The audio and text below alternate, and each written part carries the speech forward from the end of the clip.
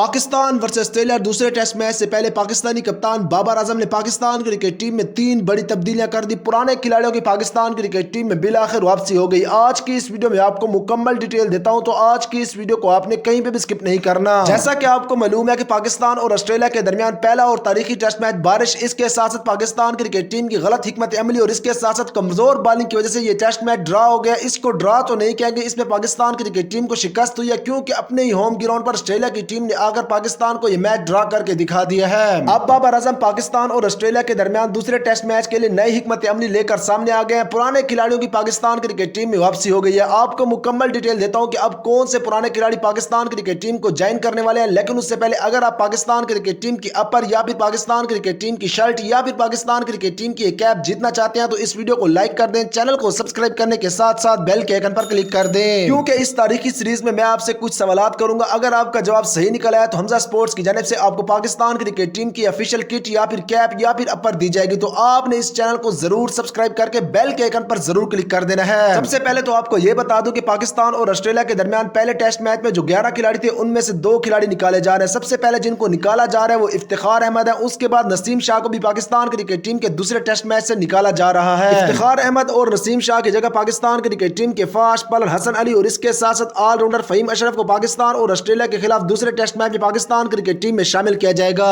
इसके साथ साथ पाकिस्तान और ऑस्ट्रेलिया के दरमियान पहले टेस्ट मैच में बतौर स्पिनर खेलने वाले नुमान अली की जगह पाकिस्तान क्रिकेट टीम के दूसरे स्पिनर जाहिद महमूद को भी शामिल किए जाने के कई इम्कानात हैं।